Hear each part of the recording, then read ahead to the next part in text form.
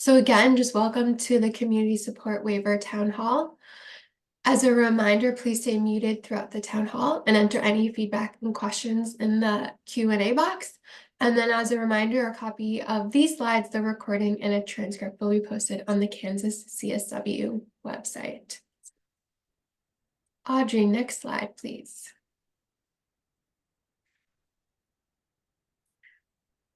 So for today's speaker, we're going to have Eliane Sorensen, who's going to discuss participant safeguards, restrictive interventions. We will also have Jackie Merriweather, who will discuss some updates to the service definitions. And my name is Sarah Lelchuk. I am the project manager of the CSW. In addition, Robin Lohman from KDADS will be joining us. She is having some issues logging in, so hopefully she will be able to join us shortly. Next slide. So for today's agenda, we're going to cover the welcome slides, which we just did, some updates from the last town hall meeting, discuss a little bit of updates to the behavioral therapy service definition. Then we're going to discuss the adverse incident reporting and restrictive interventions. And then we're going to wrap up with some information about future meetings. So updates from the last town hall. Next slide. So during the last town hall, we discussed the different KDADS grants that are relevant to the CSW. Today, we would like to provide some updates on those grant applications. The Conflict-Free Kansas Grant, which is a reimbursement grant program to ensure CDDOs, TCMs, IDD community support providers comply with federal regulations by helping them mitigate conflicts of interest. So eligible entities are still able to apply. The grant closes on April 28th. The New Day Services Transformation Grant, which is a reimbursement grant to help HCBS day service providers modify their current programs to align with proposed unbundled day service definition. This grant has closed. The KDADS and the program administrator are currently reviewing grant applications. The 14C to CIE grant, which is a reimbursement grant that aims to assist employers and employment providers to transition from sheltered workshop activities and aims to ensure that all employees receive at least a minimum wage and support individuals to obtain and maintain competitive integrated employment, has been extended by a week. This grant will now close on April 21st. If you are interested in applying, you still have time to do so. If you would like more information about any of these grants, please follow the links located on the slide. We will put them in the chat. In addition, feel free to reference our last town hall slide deck, which is posted on the kansascsw.com website. Next slide. Thank you. I'm going to turn it over to Jackie to discuss the behavior therapy definition changes. Great. Thanks, Sari. So KDADS has made some updates to our behavior therapy definition that I'll just go over with you all here. So I'll chat through the different changes that have been made, but do want to mention that if you want to reference this definition in the future or any of the other service definitions on the CSW, those are all at the Kansas CSW website. And that will be included, I think on our last slide, we have a link to that. So for behavior therapy, KDADS had received some feedback from the KU Center for Autism Research and Training. And we added some more language to the definition in order to add some more detail and some more examples of what could be included in behavior therapy. So on your screen, you'll see that anything that's highlighted in that sort of light blue purple color, those are words that we've added to the behavior therapy definition. So we've added that the core of behavior therapy involves understanding how behaviors are learned and maintained and using that knowledge to teach new skills or reduce challenging behaviors regardless of the participant's diagnosis. Next slide. We've also added that behavior therapy may involve the following: the use of behavioral assessments, including functional behavior assessments, which identify the underlying causes of problematic behaviors, including triggers, the behavior themselves, or the consequences. Behavioral assessments could also include preference assessments to understand what reinforces a person's behavior or motivates that person, helping to guide interventions. Behavior assessments could also include behavioral observations to track and analyze specific behaviors in different settings and situations. Next slide. The development of behavior intervention plans is also something that could be a part of behavior therapy. So behavior intervention plans could include skill acquisition, which is teaching new skills to replace maladaptive behaviors such as coping skills or social skills. This ensures that the individual has a way to get their wants and needs met in an appropriate way. Behavior intervention plans could also include behavior reduction. So this would be developing strategies to reduce maladaptive or challenging behaviors, such as aggression, self-injury, or disruptive behavior.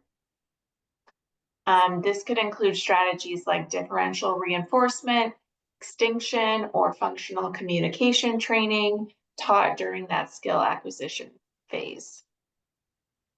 Behavior intervention plans can also include crisis management. So that would be implementing interventions for high-risk behaviors or in situations where immediate behavioral responses are necessary. And then lastly, we've added that behavior intervention plans could also include workplace behavior management.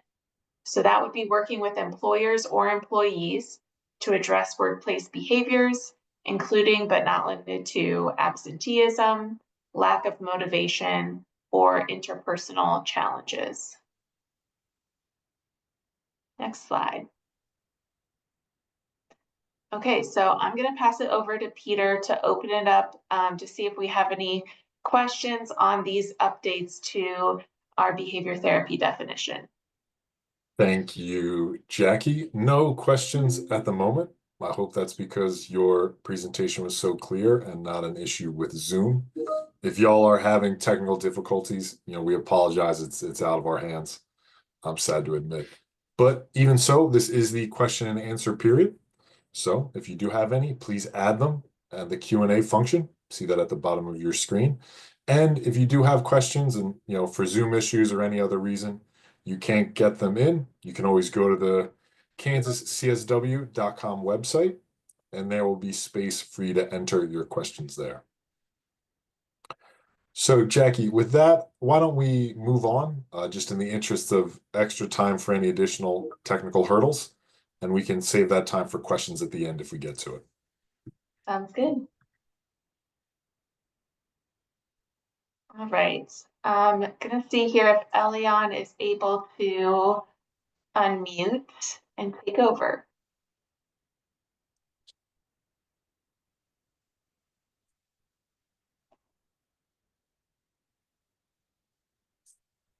Yeah, I don't know if you all can hear me. This is Elion. We're all having some technical difficulties today, it seems. I'm hoping that we are on slide 12, and I can talk to you all a little bit about some updates we all have on adverse incident reporting requirements. So before I begin, I just want to make sure that we are all on the same page about the terms I'm using. CMS defines restrictive interventions as interventions that restrict participant movement, restrict participant access to other individuals, locations, or activities. I'm sorry, actually, we should be on slide 13. Restrict access to other individuals, locations, or activities, restrict participant rights, or employ aversive methods to modify behavior. For our purposes, the term restrictive intervention is used to refer to all types of restrictive interventions except restraint and seclusion. Types of restrictive interventions include restricting access to sharp objects or restricting access to food. Slide 14, please.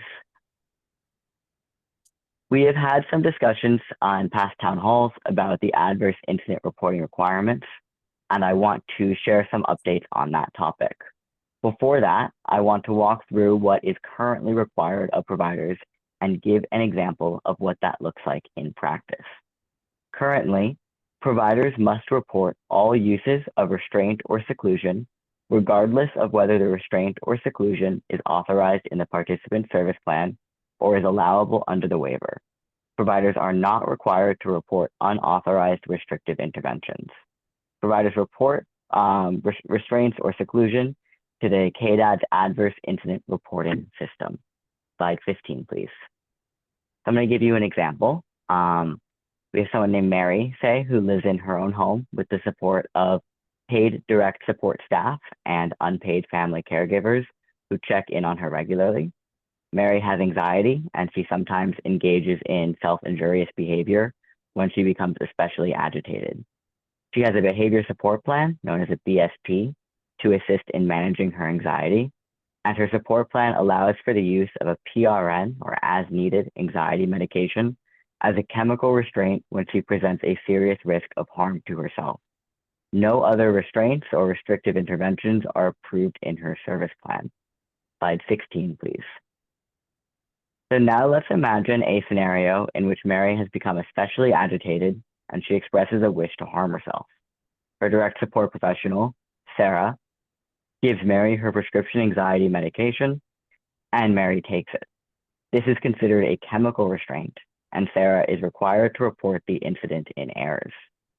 Sarah is concerned, however, that Mary still poses an imminent threat of harm and elects to remove Mary's access to sharp objects.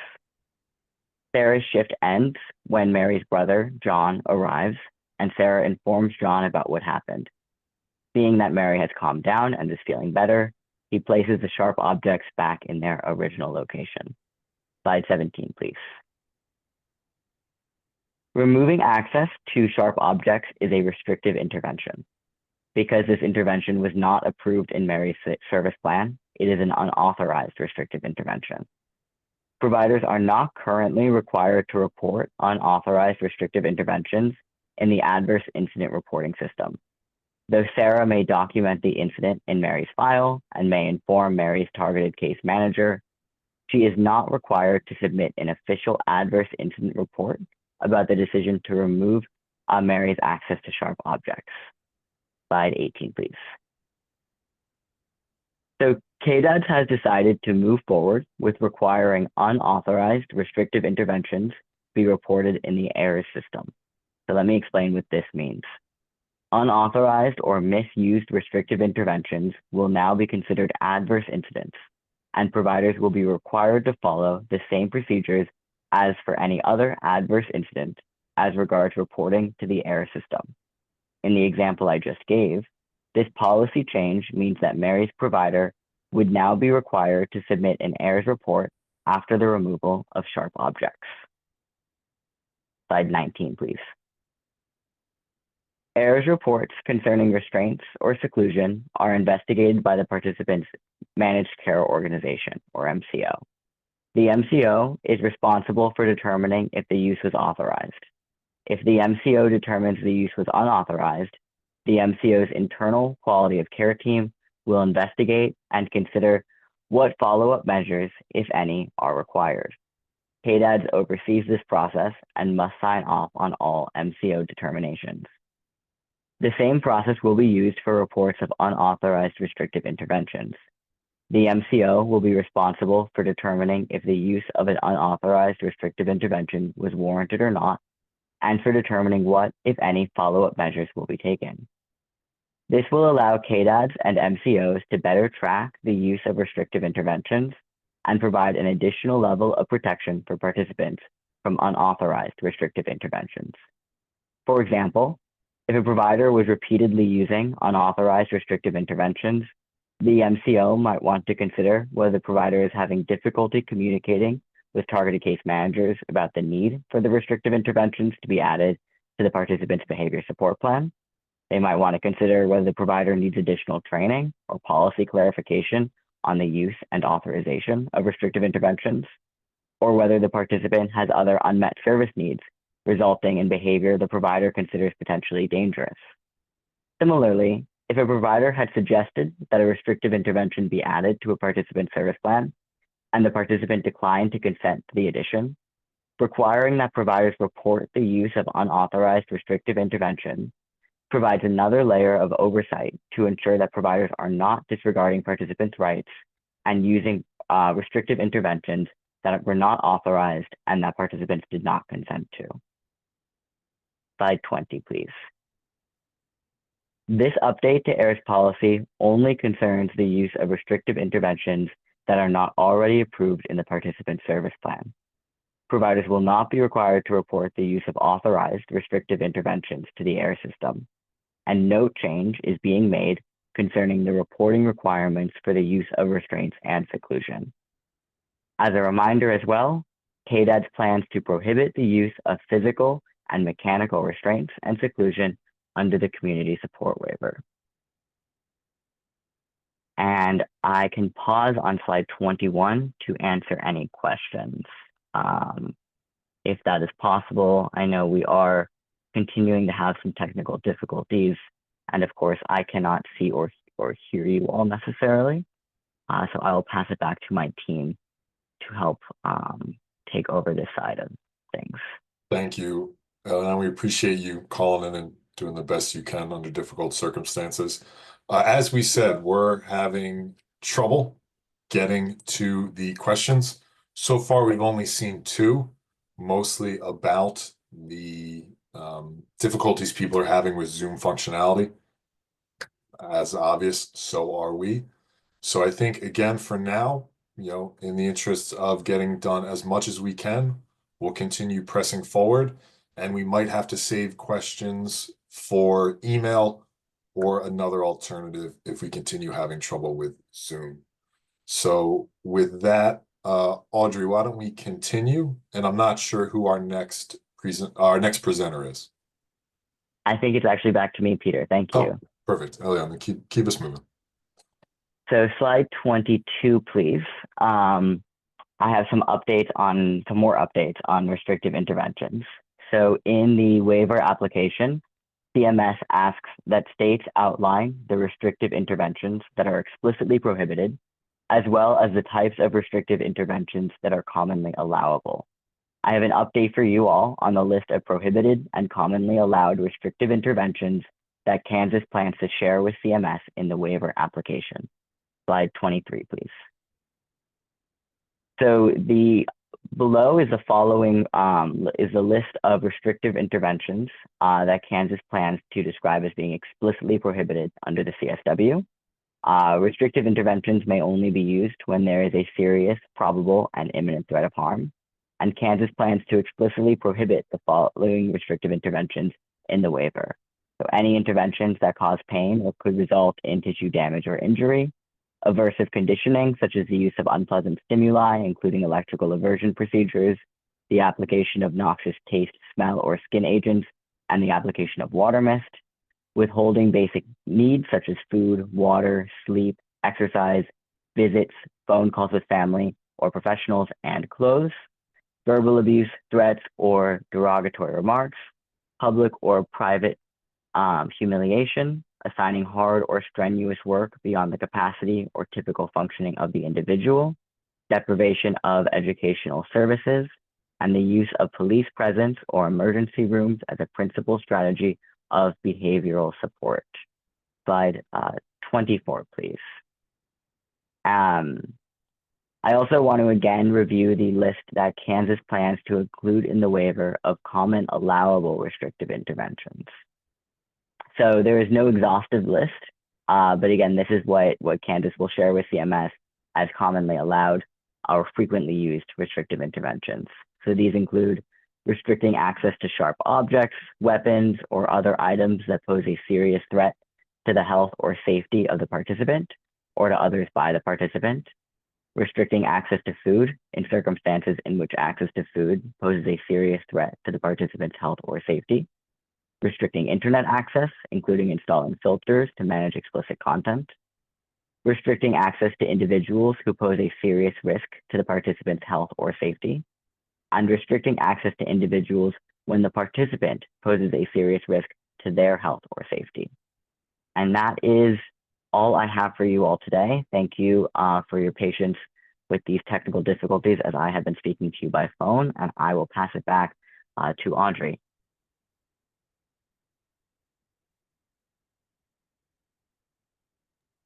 Okay, thank you all. Peter, I'll pass it over to you to see if we have any additional questions before we wrap up the town hall today. Thank you, Audrey. I imagine this brings us to our final question and answer period then. Yes. Okay, then I will say I can't see any questions. I will throw it open to any other PCG folks in attendance. Audrey, I assume you don't see any. Sari, would the same be true for you? I see one question, Peter. So, Elian, I think you can start with it and then hand it over to KDADS if you need, if you want any input from Robin. So the question is, will this require an update to the air policy, and how will providers be trained on the changes? Yeah, that's a great question. I know that KDAT has just finished an update to their errors policy already, and so with this new change, they will likely again need to put this this change in errors as well, so that they will have to update their standard policy. So this updated language will be put in the community support waiver. So it will be reflected in that new waiver, and I think the intent is to see that in the other waivers going forward. And similarly, my understanding is the plan that this would be part of the AIRS training that KDADS provides as part of, to providers. I will throw it to KDADS to see if there's anything else they want to add. But yes, from our side, my understanding is that there will need to be an update to their policies to reflect this change. Thanks, Elian.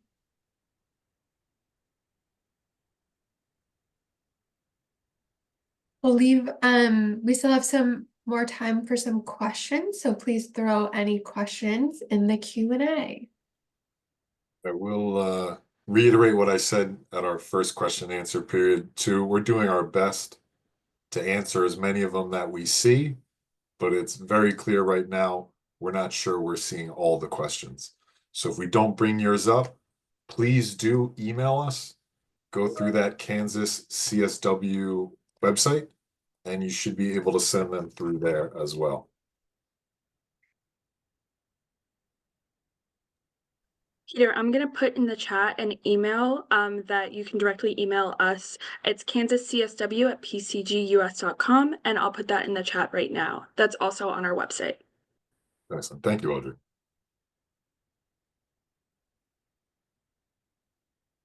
I also see one hand raised, so Corby, going to allow you to talk if you want to unmute yourself, and then you can ask your question. Hi, yes. I work in the program integrity and compliance team with KDADS, and I wanted to address the question about AIR. Please, if you have any questions about current reporting trends for AIR, reach out to Caitlin England, Pillar Bender, or myself regarding that.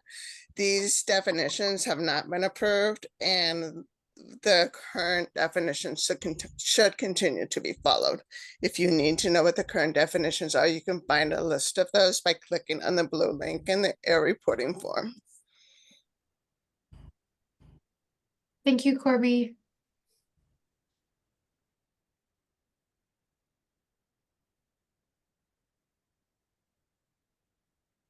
Any other questions?